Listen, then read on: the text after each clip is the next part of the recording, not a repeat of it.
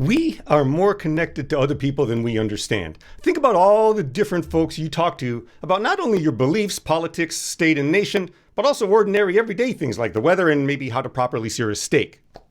Everyone we speak with then talks to others in their social circles, people we might never meet. So throughout Advent, I hope to help us understand that our actions affect everything and everyone that we're entangled with, and everything and everyone they're entangled with, and so on, and so on, and so on. We've all dropped a stone into a puddle to watch the rings ripple out. It's mesmerizing, right? Well, that perfect pattern of concentric circles spreading across the water is so hypnotic that we often forget the water was already moving before we got there.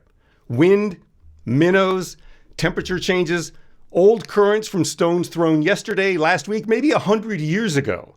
Our drop never lands in still water, but in a living, responsive system that was humming with activity in life long before we showed up and interfered. A pebble dropped in a puddle is disruptive, but in the vast ocean of life, we're not really dropping pebbles. We're dropping rocks, sometimes boulders, and those often unconsciously and repeatedly, and we're dropping all of it into a global system that's already destabilized by many millennia of our rock throwing.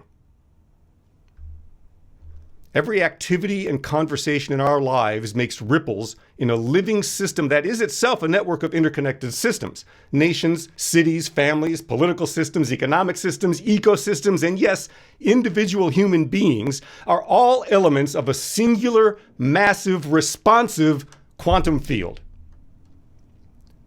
Let's talk about fields, because this is the ground upon which we're going to explore Advent. And I don't mean prairies or cornfields, but I'm talking about energy fields, electromagnetic fields, the underlying creative spiritual field that we've historically called God, but which I most often now call the conscious universe, because it reflects our current scientific understanding that reality is responsive. It's a playground for our creative energies.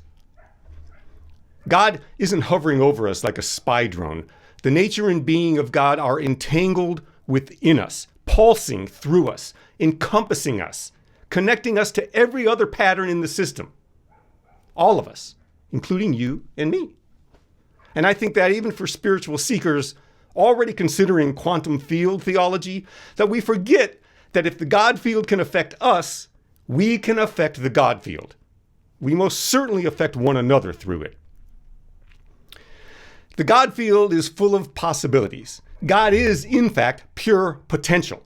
In physics, this is called a probability field, and it collapses into distinct realities like ours, based on observation, interaction, well, and frankly, a whole lot of things about which we're still clueless, which is fine. I mean, actually, it's better than fine. I want some mystery in my physics. I want a God field that's full of possibilities I can't predict or comprehend, because a universe of pure determinism isn't a playground, it's a prison. Consider this. Every day you experience a coalescence of the God field into a reality you, as God in the flesh, can experience. When you choose to call or not call a friend, to make a donation or to doom scroll, to apologize or defend, those choices don't float away like balloons into some theoretical void. They are all possibilities that collapse into experiential reality. When we make a decision, consciously or unconsciously, the probability field becomes a lived moment. This isn't magic, it's the physics of consciousness.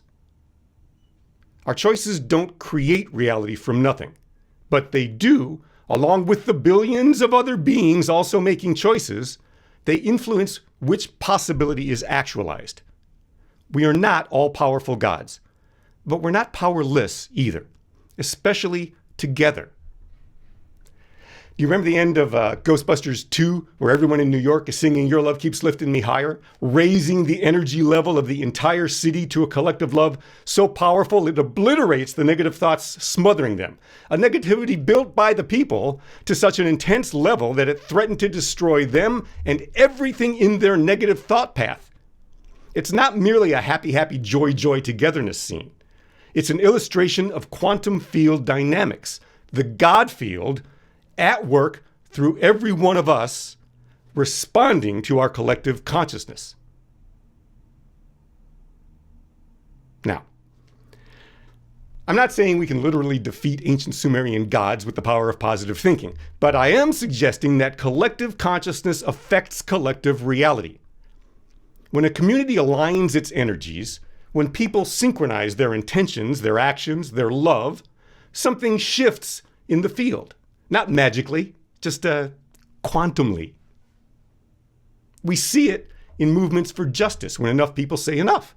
We see it in communities that transform trauma into healing. We see it whenever humans stop operating as isolated particles and start functioning as an entangled wave.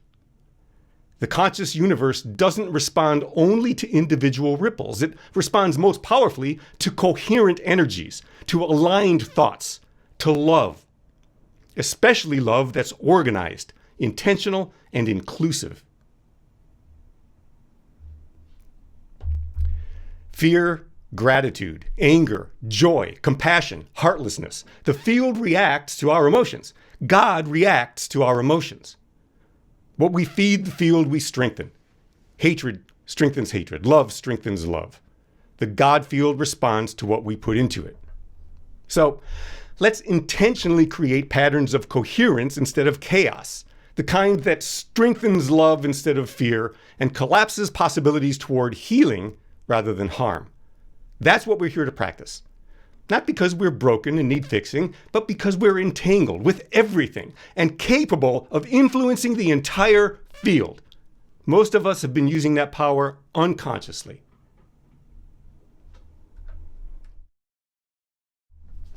It's time to wake up. When I talk about our entanglement with the world, the nation, the neighborhood, our family, and ourselves, I'm not being metaphorical. I'm describing quantum reality. So Advent, as we'll practice it this year, is recognizing our connections and in how to send deliberate ripples through a God field that's already humming with life, like that puddle we dropped a stone into. We'll practice becoming conscious observers instead of unconscious rock droppers, training to create coherence instead of chaos. Over the 4 weeks of Advent, we're going to move from the widest circles of entanglement, our global connections, inward through nation, neighborhood, and family, until we arrive at Christmas, recognizing that the conscious universe we've been exploring has been within us all along, which is precisely what Jesus keeps trying to tell us. Amen.